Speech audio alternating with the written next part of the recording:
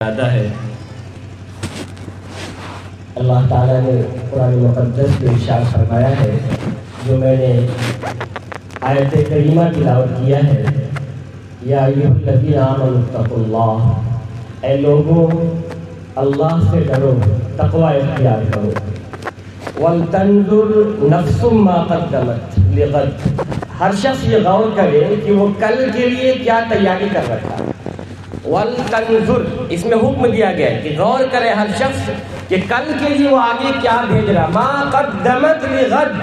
کل کے لیے یعنی مرنے کے بعد کی جو زندگی ہے اس کے لیے اس نے آگے کیا بھیج رکھا ہے۔ اللہ کہہ رہا ہے، ہمیں الٹیمیٹم دے رہا ہے کہ غور کرو، ہر شخص غور کرے۔ اور دیکھیے اس میں بھی خطاب ایمان والوں کو خاص طور سے یا ایھا الذین آمنوا کا لفظ آیا ہے۔ دیکھیے قرآن کریم میں کہیں یا ایھا الناس آتا ہے تو خطاب عمومی ہوتا ہے، جنرل ہوتا ہے، اس میں مومن اور غیر مومن سب شریک ہوتے ہیں، لیکن جب خطاب ہوتا ہے یا ایھا الذین آمنوا، اے وہ لوگوں جو ایمان لائے، تو وہاں مراد مومن ہوتے ہیں۔ تو اہل ایمان کو ڈرایا جا رہا ہے، کہا جا رہا ہے کہ تقوی اختیار کرو اور ہر شخص غور کرے کہ وہ کل کے لیے آگے کیا بھیج رہا ہے۔ وَلْتَنْظُرْ نَفْسٌ مَا قَدَّمَتْ لِغَدٍ، وَلْتَنْظُرْ نَفْسٌ مَا قَدَّمَتْ لِغَدٍ وَاتَّقُوا اللَّهَ، پھر تاکیداً کہا گیا، پہلے بھی آیا وَاتَّقُوا اللَّهَ، پھر کہا گیا وَاتَّقُوا اللَّهَ، غور کرو، ڈرو اللہ سے، تقوی اختیار کرو۔ ان اللہ خبیر بما تعملون، بے شک اللہ تعالیٰ ان تمام چیزوں سے باخبر ہے جو تم عمل کر رہے ہو۔ اس آیت میں اللہ تعالیٰ نے ہمیں ہماری زندگی کا خلاصہ پیش کر دیا کہ اس زندگی کا مقصد کیا ہے۔ یہ تو قرآن کریم میں جہاں بجا اللہ نے ہمیں ہر جگہ ہر موقع پہ ہمیں یاد دہانی کرائی ہے۔ پورا قرآن کریم بھرا پڑا ہوا ہے ہماری زندگی کے لیے، اور قرآن دستور حیات ہے۔ اس آیت میں بھی اللہ تعالیٰ نے ہمیں یہ بتایا ہے کہ اے بندے اپنی زندگی کی اہمیت کو سمجھو، یہ زندگی سب کچھ نہیں ہے، یہ زندگی عارضی ہے، ختم ہو جائے گی، پھر اس کے بعد جو زندگی آئے گی اس میں حساب و کتاب کا معاملہ شروع ہوگا۔ میں نے جو حدیث پاک پیش کری اس میں اللہ تعالیٰ نے اللہ کے رسول صلی اللہ علیہ وآلہ وسلم نے ارشاد فرمایا، لا تزول قدم ابن آدم یوم القیامت حتی یسأل عن خمس، کہ انسان کے قدم قیامت کے دن حشر کے میدان سے ہٹ نہ سکیں گے یہاں تک کہ اس سے 5 سوالات کر لیا جائے۔ جب تک 5 چیزوں کا جواب نہیں دے دے گا تب تک وہ حساب و کتاب کی جگہ سے نہیں ہٹ سکتا ہے۔ لا تزول قدم ابن آدم یوم القیامت حتی یسأل عن خمس، ابن آدم کے قدم اپنی جگہ سے ہٹ بھی نہیں سکتے جب تک کہ اس سے 5 چیزوں کا سوال نہ کر لیا جائے، 5 چیزوں کے بارے میں پوچھ نہ لیا جائے۔ 5 چیزیں کیا ہیں؟ عن عمرہ فیما افناہ، عمر کے بارے میں، زندگی کے بارے میں کہ زندگی کہاں گزاری، وعن شبابہ فیما ابلاہ، اور خصوصیت سے جوانی کے بارے میں کہ جوانی کو تم نے کہاں ختم کیا، جوانی تمہاری بڑھاپے میں کیسے بدلی۔ اس لیے کہ جو جوانی کا وقت ہوتا ہے وہ طاقت و قوت کا وقت ہوتا ہے، اس میں انسان کے اندر تمام چیزیں کرنے کی صلاحیتیں ہوتی ہیں، تو اس کے بارے میں خصوصیت سے پوچھا کہ وعن شبابہ فیما ابلاہ، جوانی کے بارے میں خصوصیت سے اللہ پوچھے گا کہ جوانی کہاں گزرا۔ وعن مالہ من این اکتسبہ، مال کے بارے میں پوچھا جائے گا، روپے پیسے کے بارے میں پوچھا جائے گا، من این اکتسبہ، کہ کہاں سے کمایا تھا، وفیما انفقہ، اور کہاں خرچ کیا۔ پیسے کے بارے میں پوچھا جائے، پیسہ کمایا تو کہاں سے کمایا، حلال تھا یا حرام تھا، ناجائز تھا یا جائز تھا، رشوت والا تھا یا غیر رشوت والا تھا، اپنی تنخواہ والا تھا یا اوپری والا تھا۔ جس اوپری رشوت کو اوپری کا نام دے دیا گیا، تعجب ہے معاشرے میں، بڑے فخر سے کہا جاتا ہے کہ صاحب ہماری تو 20,000 تنخواہ ہے، 10,000 اوپری انکم ہو جاتی ہے۔ اوپری بیشتر 95% یہ رشوت ہوتی ہے، رشوت۔ تو جب حلال کا حساب و کتاب ہونے والا ہے تو حرام تو بہت بڑی چیز ہے۔ تو عن مالہ من این اکتسبہ، مال کے بارے میں سوال ہوگا کہاں سے کمایا تھا، وفیما انفقہ کہاں خرچ کیا اس کا بھی حساب دیا جائے گا، پیسہ کہاں خرچ کیا جائے اس کا بھی حساب دیا جائے گا۔ ایسا نہیں ہے کہ ہم جہاں چاہیں اگلے تگلے خرچ کرتے جائیں، ایسا نہیں ہے بالکل اڑاتے چلے جائیں، نہیں، اللہ کے حساب دینا پڑے گا، ایک ایک چیز کا حساب دینا پڑے گا۔ جو بھی ہم جائز چیزیں کر رہے ہیں اس کے بھی بارے میں اللہ پوچھے گا۔ مجھے واقعہ یاد ہے، اللہ کے رسول صلی اللہ علیہ وآلہ وسلم جب حضرت سیدنا صدیق اکبر رضی اللہ عنہ کے ساتھ، حضرت عمر فاروق اعظم رضی اللہ عنہ کے ساتھ جب ایک صحابی کے باغ میں گئے تھے، بھوک سے دو چار تھے، اور جب انہوں نے کھجور لا کے پیش کیا تھا کھانے کے لیے، جب کھجوریں کھایا، پیٹ میں گیا، پانی پیا، تو اللہ کے رسول صلی اللہ علیہ وآلہ وسلم نے کھجوروں کو اٹھا کے کہا کہ اللہ قیامت کے دن اس کے بھی بارے میں سوال کرے گا۔ سیدنا فاروق اعظم رضی اللہ عنہ نے اٹھایا، کہا یا رسول اللہ، ان چھوٹی سی معمولی سی کھجوروں کا بھی جس کو ہم نے بھوک کے عالم میں کھایا ہے، اللہ اس کا بھی حساب لے گا۔ اللہ کے رسول نے قرآن کریم کی آیت پڑھی، ثم لتسألن یومئذ عن النعیم، کہ تم سے اللہ کی نعمتوں کے بارے میں ضرور سوال کیا جائے گا۔ تمام نعمتوں کے بارے میں اللہ سوال کرے گا، جو کچھ بھی انسان کے پاس ہے سب کچھ کے بارے میں سوال کیا جائے گا۔ تو ہم حلال کریں گے، اللہ اس کا بھی حساب لے گا، حرام تو بہت دور کی بات ہے۔ حرام کا تو کہاں جا کے گرے گا انسان، جہنم کے کس گڑھے میں گرے گا وہ انسان جانتا ہے۔ چند دن کی زندگی کے لیے، چند دن کی یہ آسائش و آرام کے لیے انسان اپنی ہمیشہ کی زندگی کو تباہ نہ کرے، اپنی ہمیشہ کی زندگی کو برباد نہ کرے۔ مال حرام کے چکر میں پڑ کر کے انسان سوچتا ہی نہیں، ارے جو ہوگا دیکھا جائے گا، چلو جو آ رہا دیکھتے ہیں، چلو تھوڑا سا مکان یہاں بننا ہے، تھوڑا سا اور بڑھ کے قبضہ کر لیتے ہیں، یہ کھیت ہمارا ہے، 2 لٹھا اور بڑھاتے ہیں، چلو کیا کرنا ہے، کچھ نہیں۔ ان حدیث پاک میں آتا ہے کہ کوئی انسان ایک بالشت بھی زمین قبضہ کر رہا ہے ناجائز طور سے، کل حشر کے میدان میں ایسے بندوں کو 7 زمین کا ٹوپ بنا کر کے اس کے گلے میں ڈال دیا تھا کہ لے، اس زمین سے تجھے محبت تھی، لے یہ پہن۔ انسان کیا زمین کے بوجھ کو برداشت کر سکے گا؟ یہ 7 زمین، جس طرح 7 آسمان ہے اس طرح زمین بھی 7 ہے، 7 زمین کا مالا بنا کر کے اس بندے کے گلے ڈال دیا جائے۔ انسان توبہ کرے، اگر ناجائز قبضہ کر رکھا ہے تو جس کا قبضہ کیا اس کو واپس کرے،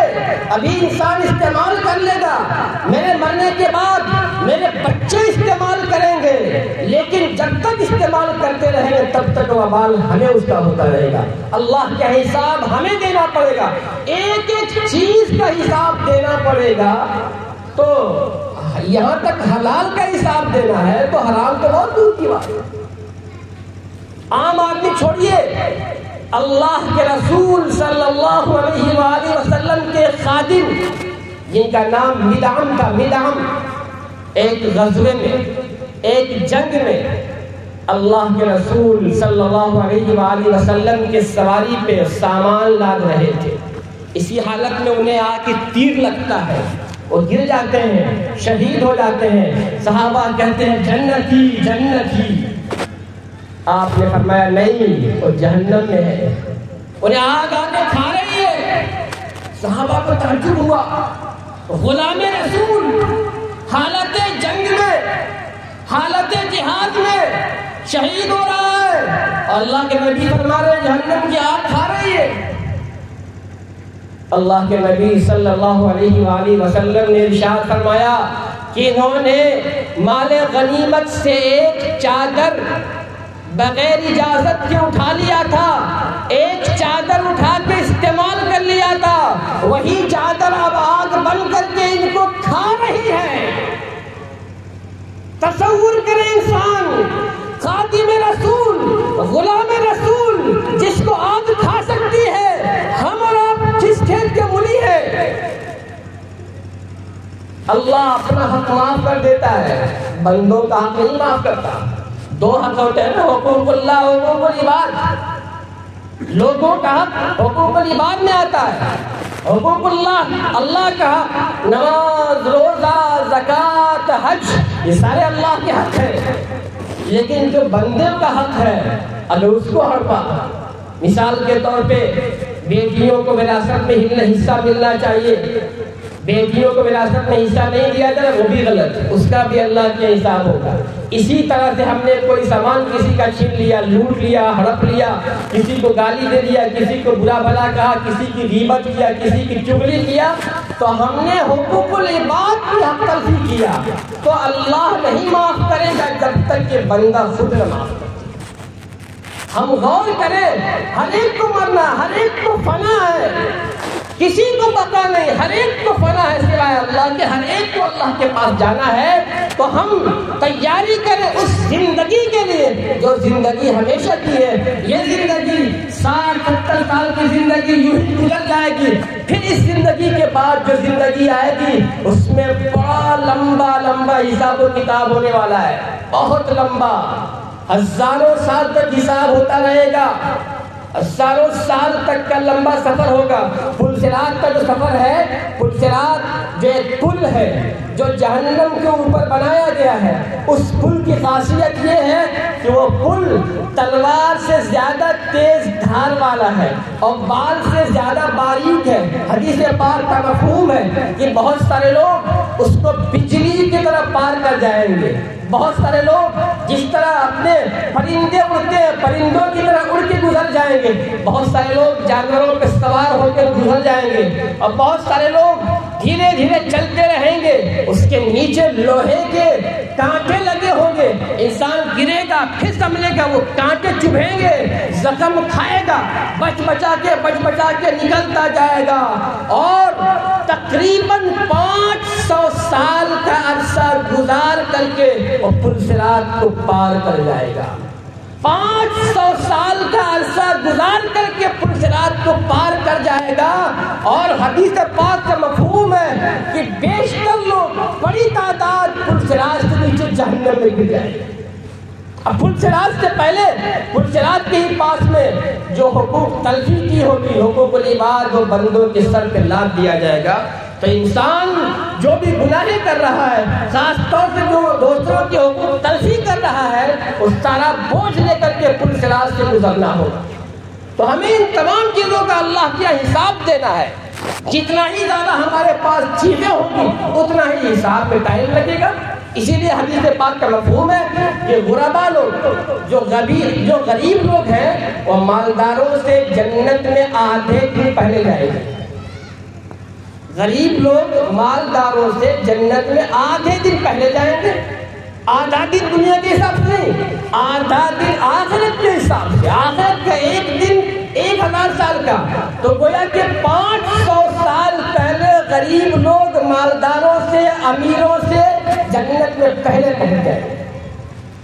کیوں؟ مالداروں کو حساب دینا پڑے گا، جو کچھ بھی چیزیں ہوگی، کہاں سے کمایا، کہاں خرچ کیا، کس کا حق دیا، زکوٰۃ دیا کہ نہیں دیا، اور حج فرض تھا تو حج کیا کہ نہیں کیا، جو حقوق تھے وہ دیا کہ نہیں دیا، ان تمام کو حساب دینے میں کثیر اور طویل وقت لگے۔ تو میں جو حدیث پاک پڑھ رہا تھا، اس حدیث کے پاک میں آتا ہے کہ مال کہاں سے کمایا، مال کہاں خرچ کیا، اور اس کے ساتھ ساتھ ماذا عمل فیما علم، جو تمہیں پتا تھا اس پہ کیا عمل کیا، جو تجھے علم تھا اس پہ کیا عمل کیا، اس کا بھی حساب ہوگا۔ ہمیں پتا کہ یہ چیز ناجائز ہے، یہ چیز حلال نہیں ہے، حرام ہے، اس کے باوجود ہم کر رہے ہیں، تو اللہ کے اس کا حساب دینا پڑے گا۔ ایک چیز کا انسان کو علم ہی نہیں ہے اس کی الگ بات ہے، لیکن جب پتا ہے اس کے بعد بھی عمل نہیں کر رہے ہیں، تو پھر اللہ کے سخت اس کی وعیدیں بھی ہیں اور بڑا سخت عذاب بھی۔ تو ہمیں چاہیے کہ ہم اس زندگی کے بجائے اس زندگی کی فکر کریں۔ اللہ کے رسول صلی اللہ علیہ وآلہ وسلم نے فرمایا، اذا مات ابن آدم انقطع عمله الا من ثلاث، صدقۃ جاریۃ او علم ينتفع به او ولد صالح يدعو له، کہ جب انسان کا انتقال ہو جاتا ہے تو اس کے اعمال کا دروازہ بند ہو جاتا ہے، اس کی نمازیں ختم، روزے ختم، زکوٰۃ، حج، تمام چیزوں کا ثواب ختم، 3 چیزوں کا ثواب اس کا باقی رہتا ہے، صدقہ جاریہ کر گیا، ایسا صدقہ کر گیا جس کا ثواب قیامت تک مل رہا ہے۔ مدارس بنا گیا، مساجد بنا گیا، اپنے پیسے سے چند بچوں کا خرچہ اٹھا لیا جنہوں نے قرآن کریم کا حفظ کیا ہے، مدارس میں پیسہ دے رہا جس کے ذریعے بچے پڑھ رہے ہیں، وہ قرآن کریم حفظ کر رہے ہیں، وہ عالم بن رہے ہیں، فاضل بن رہے ہیں، مفتی بن رہے ہیں، انہیں حدیث کی کتابیں دے رہا ہے، تفسیر کی کتابیں لا کے دے رہا ہے یا اس کا خرچہ دے رہا ہے، یہ سب صدقہ جاریہ ہے۔ وہ بندہ جو حفاظ کرام ہوئے، وہ لوگ جو حفاظ کرام ہو گئے اس کے پیسے کے ذریعے، جو علماء کرام ہو گئے، وہ جہاں جہاں قرآن کریم کی تلاوت کر رہے ہیں یا کسی کو پڑھا رہے ہیں یا کسی کو مسئلہ بتا رہے ہیں یا کہیں تقریر کر رہے ہیں، تو ان تعاون کرنے والے کو جب تک وہ جن لوگوں کو پڑھایا ہے پھر ان کے ذریعے جو مسئلے جانیں گے، وہ جن کو پڑھاتے رہیں گے، قیامت تک اس کو ثواب ملتا ہے۔ ان مساجد کو خاص کر کے ان مدارس میں جو ہم خرچ کر رہے ہیں اس کو آسان نہ سمجھا جائے، خاص کر مدارس کے طلباء پہ جو چیزیں خرچ کی جاتی ہے اس کی نیکیوں کا ہمیں اندازہ ہی نہیں ہے۔ ایک بچہ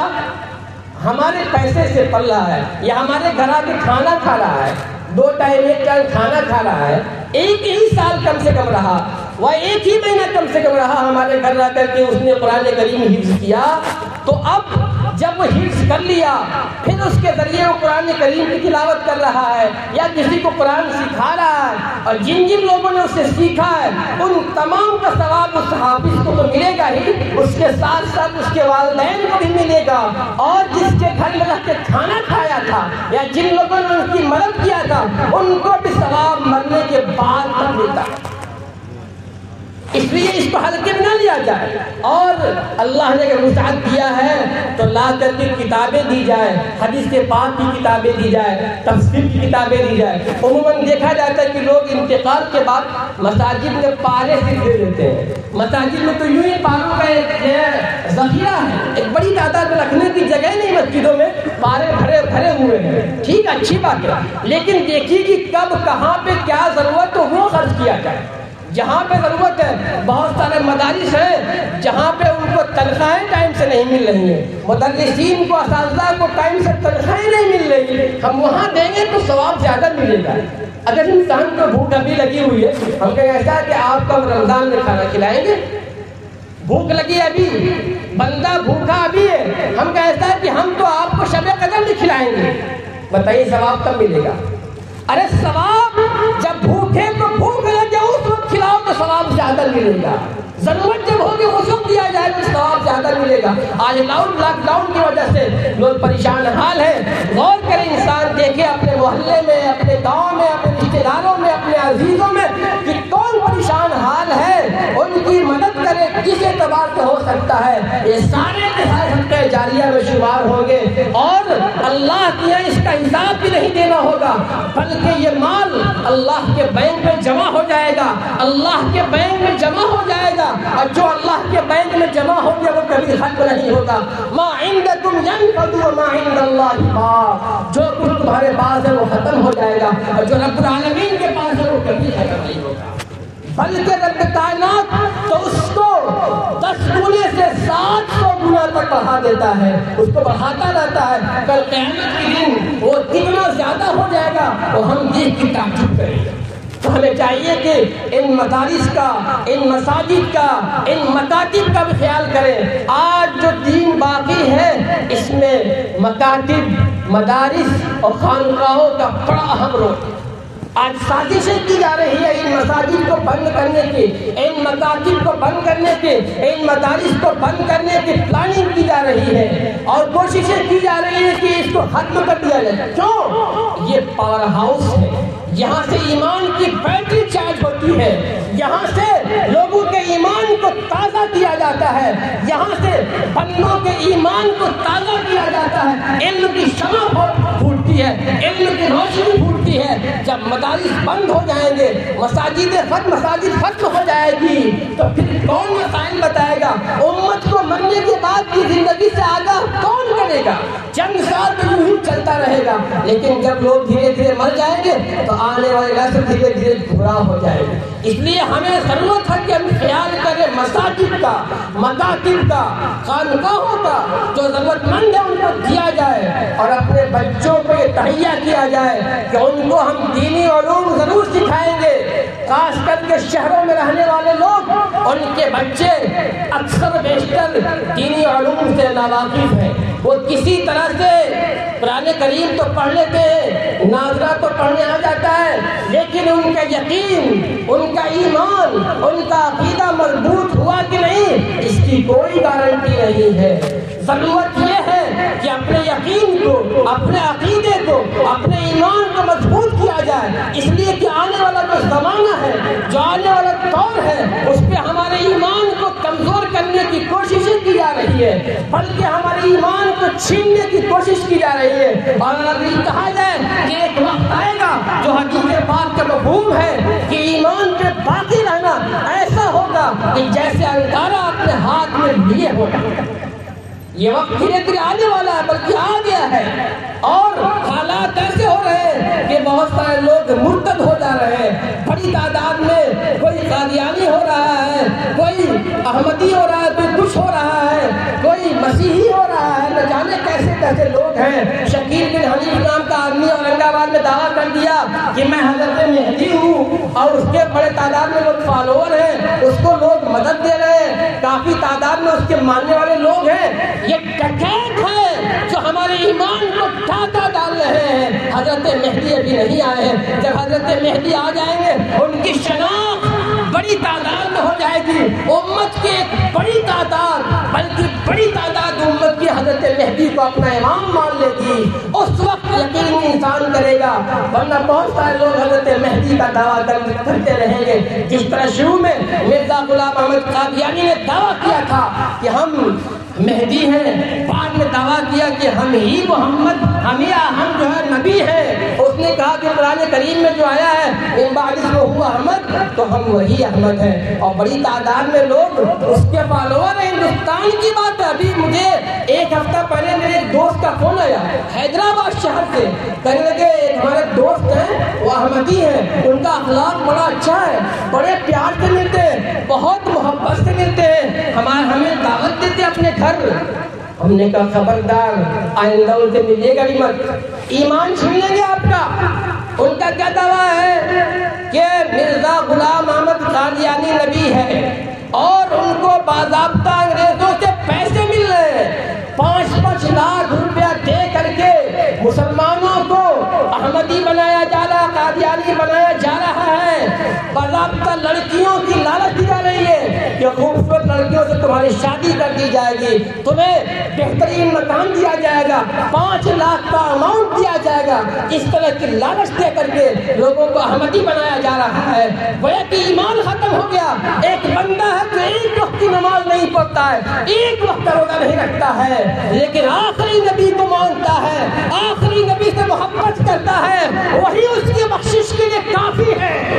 لیکن اگر خدا نخواستہ اس نے مرزا غلام احمد قادیانی کو یا اللہ کے نبی کے بعد کسی کو بھی نبی مان لیا، اس کا ایمان ختم ہو گیا، وہ مسلمان نہیں رہا، وہ ایمان سے ختم ہو گیا، چاہے وہ دن رات سجدے میں رہ کے مر جائے، نہ سجدے میں لگڑتا رہے، اس کا ایمان کوئی بھی اعتبار اس کا نہیں ہوگا۔ اس لیے ہمیں فکر ہونی چاہیے کہ اپنے بچوں کی فکر کریں، اپنے بچے کو حافظ بنائیں، عالم بنائیں، ہر گھر سے کم ایک بچہ عالم و حافظ بن کے نکلے۔ اس گاؤں میں، اس بستی میں اس کی فکر ہو، ہمیں جذبہ ہو کہ ہم ضرور بھی ضرور اپنے بیٹے کو، اپنے کسی بھی بیٹے کو حافظ بنائیں گے، ساتھ میں عالم بھی بنائیں گے، یہ فکر ہو،